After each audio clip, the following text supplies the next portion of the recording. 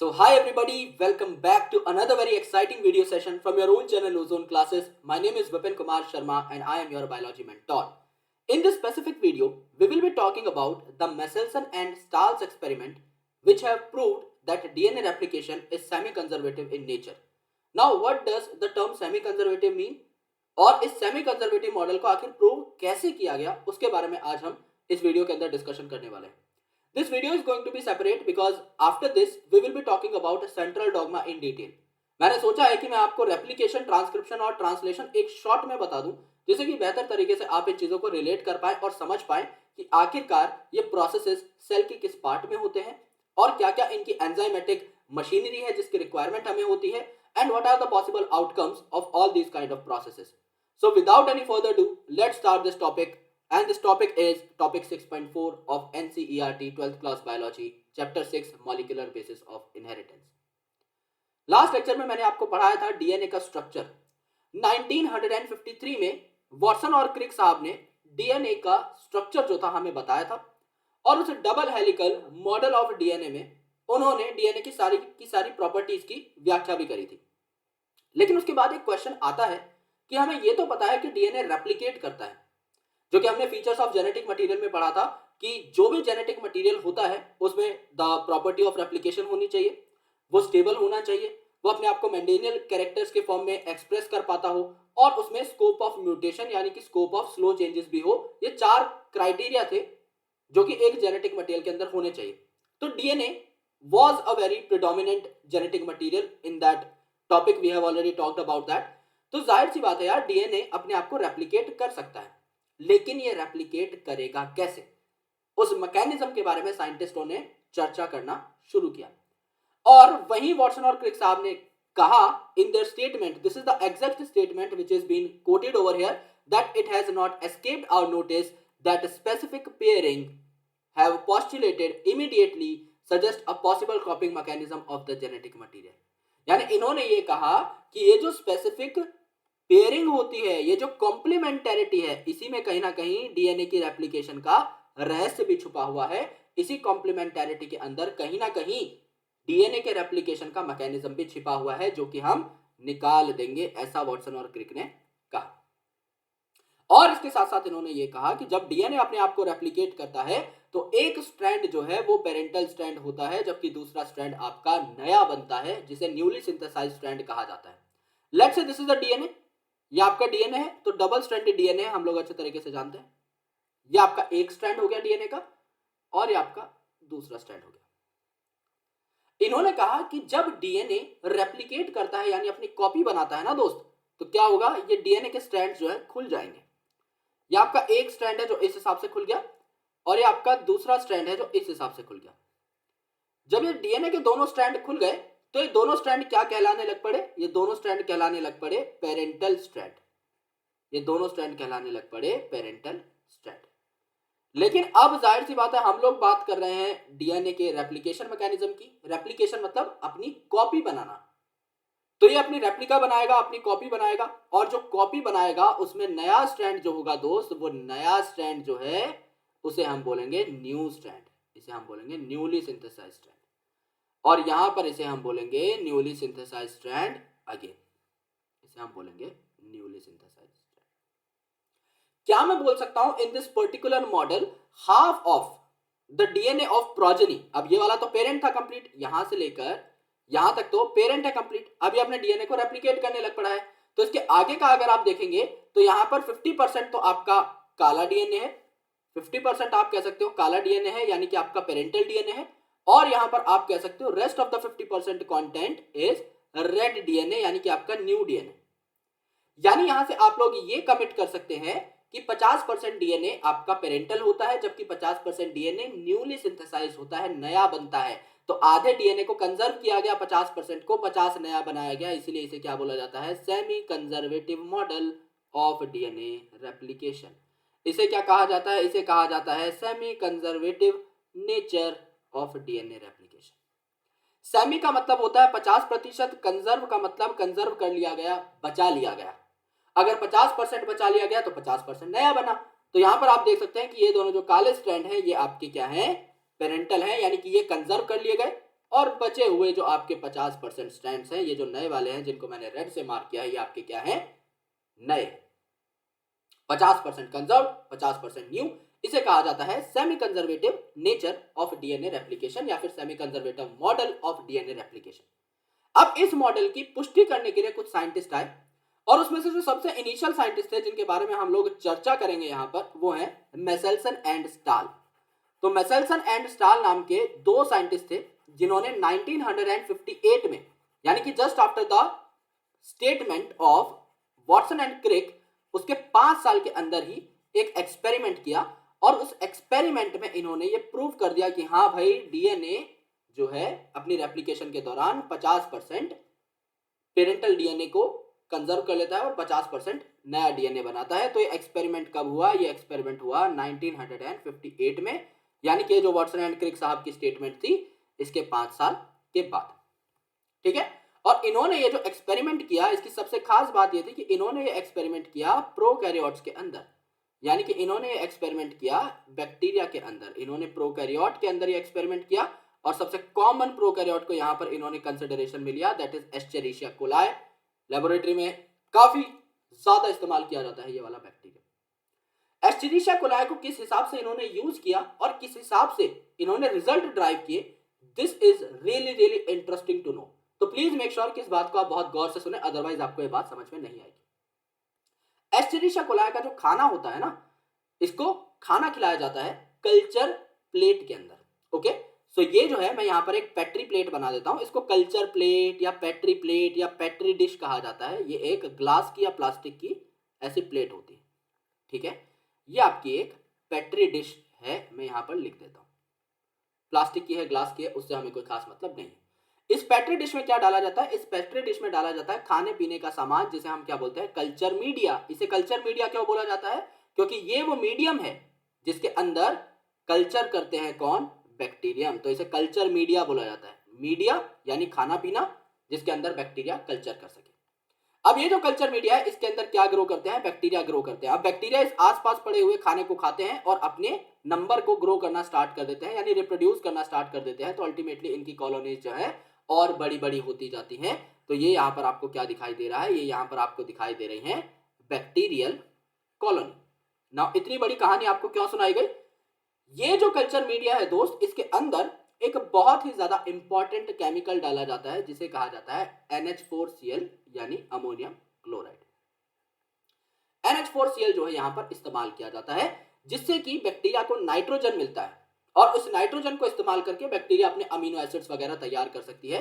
और amino acid तैयार कर रही है तो अल्टीमेटली आगे प्रोटीन तैयार करेगी, प्रोटीन तैयार करेगी तो अल्टीमेटली आगे बॉडी जो है बढ़िया तरीके से डिवाइड कर पाएगी। Because there are a lot of things in which proteins are required. Proteins क्या है? एंजाइम ही तो है। तो एंजाइम की तो जरूरत पड़ेगी यार बैक्टीरिया को मेटाबॉलिज्म करने के लिए, यानी नाइट्रोजन की जरूरत है। तो NH4Cl के बिना तो काम चलेगा नहीं।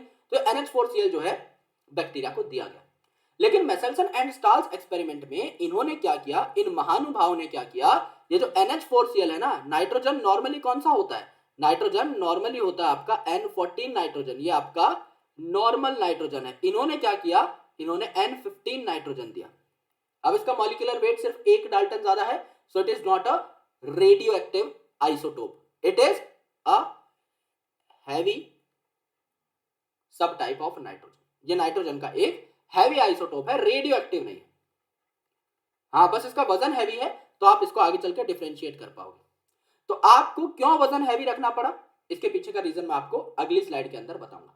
तो इन्होंने क्या किया? इन्होंने एक जो बैक्टीरिया है ई कोलाई, इसको NH4Cl के अंदर ग्रो कराया और उस NH4Cl में नाइट्रोजन किस टाइप का था? N15। तो यहां पर क्या है? खाने पीने का सामान है। यहां पर खाने पीने का सामान है। इस खाने पीने के सामान में N15 ही N15 है, लेकिन दुनियादारी में यानी बाहर के एटमॉस्फेयर में क्या है? N14 ही N14 है। तो ये N15 वाला मीडियम अलग है दुनिया से, इसीलिए इसको इस्तेमाल किया गया। तो N15 का जो हैवी आइसोटोप था, इस वाले मीडियम को यहां पर लिया गया और इस मीडियम के अंदर किसे ग्रो कराया गया? इस मीडियम के अंदर ग्रो कराया गया दोस्त ई कोलाई को। अगर आपका ई कोलाई यहाँ पे पड़ा हुआ है तो जाहिर सी बात है N15 लेगा, यहाँ से N15 लेगा, यहाँ से N15 लेगा, यहाँ से N15 लेगा, यहाँ से N15 लेगा, यहाँ से N15 लेगा, यहाँ से N15 लेगा। मतलब जब ये ई कोलाई ग्रो कराया जाएगा for several generations, when this E coli is grown in N15 containing culture media, जब N15 कंटेन करने वाले कल्चर मीडिया के अंदर ई कोलाई को काफी जनरेशंस तक ग्रो कराया गया. So when E. coli is grown in N15 containing N4Cl for several generations, इस बैक्टीरिया का जो सारा का सारा नाइट्रोजन था ना, इस बैक्टीरिया का जो सारा का सारा नाइट्रोजन था वो N15 हो गया. N15 got permanently incorporated in E. coli. N15 got permanently incorporated in E. coli. यानी अब इसमें N14 नहीं रहा. तो ये कैसा बन गया E. coli? ये E. coli कुछ ऐसा बन गया कि इसके अंदर सिर्फ और सिर्फ N15 ही पाया जाता है. तो इसको इतनी जनरेशन तक ग्रो कराया. समझ लो कि एक बार E. coli को जब ग्रो कराया तो इसने कुछ N15 उठाया, कुछ नए प्रोटीन्स बनाए. इसको अगली जनरेशन तक जब ग्रो कराया और इसने N15 उठाया और नए प्रोटीन्स बनाए, फिर और N15 उठाया और प्रोटीन्स बनाए, और N15 उठाया और प्रोटीन्स बनाए. इतनी जनरेशंस इसने इसी N15 वाले मीडियम में गुजार दी कि अब इस बेचारे के सारे प्रोटीन्स के अंदर N15 ही है. सारे के सारे नाइट्रोजनस बेसिस के अंदर जो नाइट्रोजन है वो N15 ही है. यानी सारा का सारा जो N14 था ना, जो नॉर्मल नाइट्रोजन था, वो सब्स्टिट्यूट हो गया है और नए आने वाले बैक्टीरिया में सारा N15 ही है. भाई आसपास जो नाइट्रोजन है वही तो उठाएगा प्रोटीन बनाने के लिए, वही तो उठाएगा नाइट्रोजनस बेसिस बनाने के लिए, कहीं और से थोड़ी लेके आएगा. तो जो पड़ा हुआ है उसी को यूटिलाइज कर रहा है. तो जो नए बैक्टीरिया आ रहे हैं उन सब में N15 आता जा रहा है. अब इससे क्या फर्क पड़ा? अब बैक्टीरिया की जो डेंसिटी है वो बढ़ गई डीएनए की, क्योंकि एक डीएनए है जिसमें सारे नाइट्रोजनस बेसिस में N14 है, उस बेचारे का वजन कम है. एक डीएनए है जिसमें सारे के सारे नाइट्रोजन N15 है, तो बेचारे का वजन ज्यादा है. तो दोनों में डिफरेंस आ गया. तो यहां पर क्या हुआ, इस ई कोलाई की डीएनए की डेंसिटी गई बढ़, डीएनए की डेंसिटी गई बढ़. अब इसे क्या किया गया, इस ई कोलाई को रिटर्न कर दिया गया इन द नॉर्मल मीडियम. यानी ये जो ई कोलाई है अब इसे लौटा दिया गया, रिटर्न टू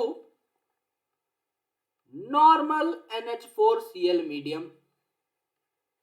अब इसे नॉर्मल दुनियादारी में लाया गया है. तो नॉर्मल NH4 मीडियम में इसे लौटा दिया गया. तो क्या आ गया भैया, यहां पर N14 आ गया. तो क्या अब N14 इनकॉर्पोरेट होना स्टार्ट हो जाएगा? जो भैया नए बैक्टीरिया डिवाइड करेंगे अब वो अपने आसपास से नाइट्रोजन उठाएंगे. अब N14 अवेलेबल है तो N14 उठाएंगे. तो इन्होंने एक पैटर्न नोटिस किया डेंसिटी ग्रेडियंट के बेसिस पे.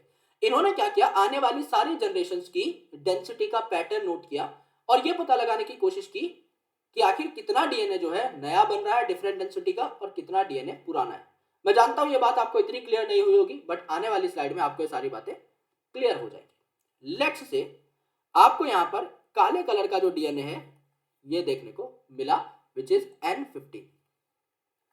तो आपने इनिशियली ग्रो कर रखा था डीएनए को N15 कंटेनिंग मीडियम में, तो वो नया नया जो डीएनए है वो आपका यहां पर आया. अब इसके दोनों स्ट्रैंड N15 है, मानते हो? ये स्ट्रैंड भी N15 है, ये स्ट्रैंड भी N15 है. ठीक है, ये आपका एक बैक्टीरिया है जो मैंने NH4Cl से उठाया और अब इसे नॉर्मल जगह पर मैंने प्लेस किया. अगर मैं इसे नॉर्मल जगह पर प्लेस करता हूं तो इसे 20 मिनट लगते हैं डिवाइड करने के अंदर. मैंने इसे 20 मिनट के लिए छोड़ा और डेंसिटी नापी. तो मैंने सबसे पहले जब डेंसिटी नापी, लेट्स से यहां पर मैंने सेंट्रीफ्यूगेशन करवा रखी है, या मैं टेस्ट ट्यूब सीधी बना देता हूं. एनसीईआरटी में उल्टी बना रखी है, मैं आपको सीधी बनाकर दिखा देता हूं. ये एक टेस्ट ट्यूब है जिसमें 6 मोलर सीजियम क्लोराइड डाला जाता है. यानी इसमें क्या डाला जाता है, यूजुअली 6 मोलर CSCl यानी सीजियम क्लोराइड और अल्ट्रा सेंट्रीफ्यूगेशन कराई जाती है. यानी CSCl ग्रेडियंट के अंदर घुमा दिया जाता है मटेरियल को डाल के. अब जिस चीज की डेंसिटी ज्यादा है, जिस चीज का भार ज्यादा है, वो नीचे मिलेगा आपको, ग्रेविटी उसे ज्यादा खींचेगी ना, और जो चीज हल्की है वो ऊपर मिलेगी. जस्ट लाइक आप लस्सी को ऐसे ऐसे करते हो ना घी निकालने के लिए, तो घी हल्का होता है, ऊपर आ जाता है लोअर डेंसिटी का, और भाई लस्सी आपकी नीचे पड़ी रहती है. तो यहां पर क्या हुआ, यहां पर जो आपका डीएनए है ये कैसा है, काले कलर का है ना, N15, तो इसकी डेंसिटी बहुत ज्यादा है. तो ये हाइयर डेंसिटी का बैंड बना है यहां पर. हायर डेंसिटी का बैंड बना। लेकिन जब आपने 20 मिनट डिवीजन करने के लिए दे दिया मौका इस डीएनए को, तो क्या हुआ, दोनों के दोनों पेरेंटल स्ट्रैंड्स सेपरेट हुए। ये आपका N15 सेपरेट हुआ, ये आपका N15 सेपरेट हुआ, मैंने बताया था सेपरेशन होती है। N15 सेपरेट हुआ, N15 सेपरेट, डन। अब इसके बगल में क्या आ गया, एक नया डीएनए आ गया, एक नया डीएनए का स्ट्रैंड आया, क्योंकि N14 में डाल दिया आपने इसे। अब तो N14 ही उठाए गए, तो इसने N14 उठाया, इसने N14 उठाया। अब इसकी डेंसिटी कैसी होगी, अब इसकी डेंसिटी तो मीडियम होगी ना मेरे भैया। एक डीएनए के अंदर एक स्ट्रैंड है काला और एक स्ट्रैंड है लाल। तो काले वाले जिसमें दोनों स्ट्रैंड थे, ये बेचारा तो था हैवी, N15 था इसके अंदर, हैवी था, यानी इसमें दोनों ही स्ट्रैंड N15 थे, N15 दोनों के दोनों स्ट्रैंड्स हैवी थे। लेकिन अब यहां पर क्या हुआ, यहां पर एक काले और लाल को मैं मिक्स कर देता हूं, लेट्स से ब्राउन कलर आपका बन गया। तो ये ब्राउन कलर थोड़ा सा ऊपर होगा, क्योंकि पहले वाले से तो हल्का ही है ना भाई, पहले वाले से तो हल्का ही है। पहले वाला N15 था, ये वाला N15 N14 है। तो जाहिर सी बात है इसकी डेंसिटी कैसी हुई, मीडियम हुई। अगर मीडियम है तो ये पहले वाले से थोड़ा सा ऊपर प्रेजेंट रहेगा। तो पहले वाला अगर आपका एकदम नीचे आ रहा था यहां पे इस लेवल पे, तो ये वाला आपका इस लेवल पे पाया जाएगा। मानते हो, बिल्कुल मानना पड़ेगा। आगे समझ लो यार, मैंने 20 मिनट और दे दी इस बैक्टीरिया को डिवाइड करने के लिए, आगे मैंने 20 मिनट और दे दी। अगर मैंने 20 मिनट और दिए, चारों के चारों स्ट्रैंड्स सेपरेट हो जाएंगे। अब हर एक स्ट्रैंड पेरेंटल स्ट्रैंड की तरह काम करेगा। तो एक काला वाला ऊपर चला गया, ये एकदम काला वाला नीचे चला गया, ठीक है, ऊपर नीचे कहीं भी ड्रॉ कर सकते हो, कोई फर्क नहीं पड़ता। ये लाल वाले थे, ये भी सेपरेट हो गए। तो अब 4 सेपरेट स्ट्रैंड्स आपको देखने को मिले। तो ये वाला क्या हो गया, ये वाला हो गया आपका N14, ये वाला हो गया आपका N14, ये वाले हो गए नीचे वाले ब्लैक वाले आपके N15। अब आपने किस मीडियम में डाला था बैक्टीरिया को, N14 कंटेनिंग मीडियम में। तो नए वाले जो स्ट्रैंड बनेंगे सारे N14 के बनेंगे, बिल्कुल बनेंगे, सारे N14 के बनेंगे, बिल्कुल बनेंगे। यहाँ पे दूसरा स्ट्रैंड N14 आया, यहाँ पे दूसरा स्ट्रैंड N14 आया, यहाँ पे दूसरा स्ट्रैंड N14 आया, यहाँ पे दूसरा स्ट्रैंड N14 आया।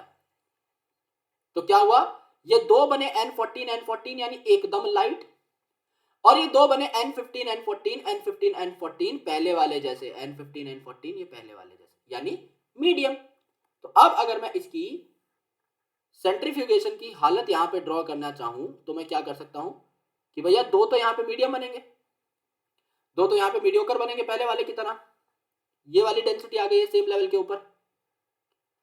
और दो आपके क्या है, इससे भी हल्के हैं, ये N15 तो यहां पर है, दो आपके N14 है, लाल कलर वाले हैं दोनों, वो इससे भी हल्के हैं, वो एकदम ऊपर पाए जाएंगे,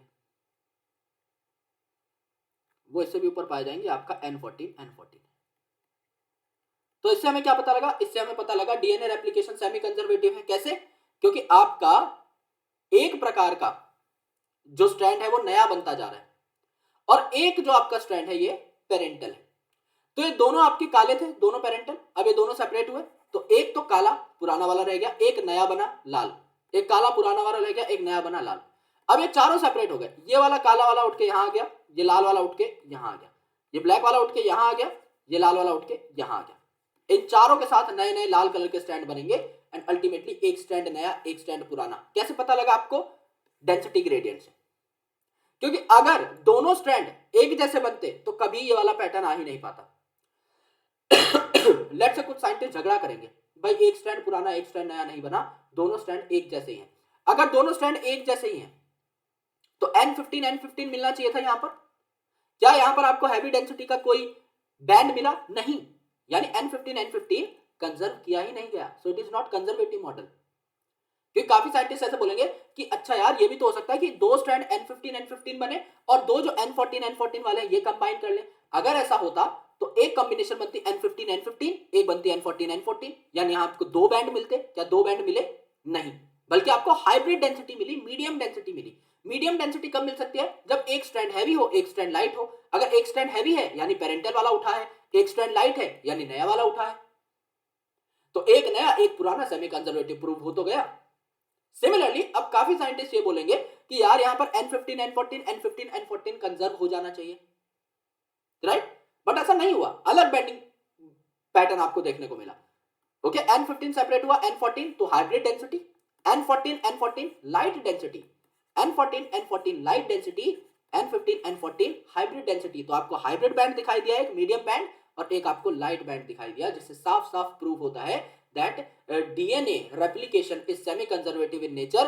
प्रोकैरियोट्स में किन्होंने ये बात प्रूव की? मेसेल्सन एंड स्टाहल नाम के साइंटिस्ट ने ये बात प्रूव की in 1958 and they have done their experiments in E coli bacteria. इसके अलावा एक और हमारे साहब थे, टेलर साहब, और इनके चेले थे जिन्हें बोला जाता है एटाल। एटाल का मतलब, एटाल बहुत बुरी चीज है साइंस में।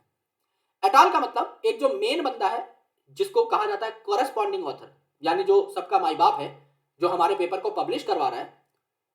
जैसे कि अगर लेट्स से मैं पीएचडी कर रहा हूं तो मेरी जो गाइड है शी विल बी और he will be the corresponding author and I would be the first author, right. तो काफी बार क्या होता है, जो पीछे के लोग हैं, जो लौंडे लपाड़े और हैं 5-6 जिन्होंने थोड़ा बहुत काम किया था, उनका नाम ही नहीं आता, उनको इकट्ठा झुंड में बोल दिया जाता है एटाल, कि हाँ तुम हो एटाल। दुनिया में कोई हो, समझ लो कि सोनू, मोनू, रीनू, गोगू, गोलू, पप्पू, इन सब ने मिलकर एक पेपर लिखा, सिर्फ सोनू का नाम आया तो क्या बोल दिया, भीड़ भड़के को सबको क्या बोल दिया, एटाल। सोनू एटाल ने ये पेपर लिखा है। तो यहाँ पे टेलर एटाल या Taylor and his colleagues have worked on model. Basically इन्होंने भी प्रूव किया that DNA replication is semi conservative nature. इन्होंने भी सेमी कंजर्वेटिव नेचर को प्रूव किया, नेचर को प्रूव किया। ओके, क्या लिया इन्होंने एज अ मॉडल ऑर्गेनिज्म? इन्होंने यूकैरियोट को लिया एज अ मॉडल ऑर्गेनिज्म। इन्होंने यूकैरियोट पे काम किया, ई कोलाई पे काम नहीं किया। इन्होंने किस पे काम किया? फाबाबीन पे काम किया। फाबाबीन या आप कह सकते हो फेबाबीन, डिपेंडिंग अपॉन तुम अंग्रेज हो या तुम भारतीय हो। It totally depends upon your accent. मैं फाबाबीन बोलता हूँ, you can also call it faba bean. काफी लोग अलग अलग प्रकार से इसको प्रोनाउंस करते हैं। और इसका जो नाम है, साइंटिफिक नाम, इसे कहा जाता है Vicia faba, again Vicia faba, whatever you want to call it. Underline कर देते हैं नीचे, since it is the scientific name, binomial name. ये यहाँ पर विक्सिया फाबा है। सेम ईयर के आसपास इन्होंने काम किया था, 1958 के आसपास इन्होंने काम किया था। एंड जिस हिसाब से आपके मेसेल्सन एंड स्टाहल ने इस्तेमाल किया था आपका NH4Cl यानी heavy isotope of nitrogen, not radio active but the heavy isotope, इन्होंने आपका रेडियो एक्टिव थाइमिडीन का इस्तेमाल किया था। ये क्वेश्चन पूछा जाता है, इन्होंने रेडियो एक्टिव थाइमिडीन का इस्तेमाल किया था।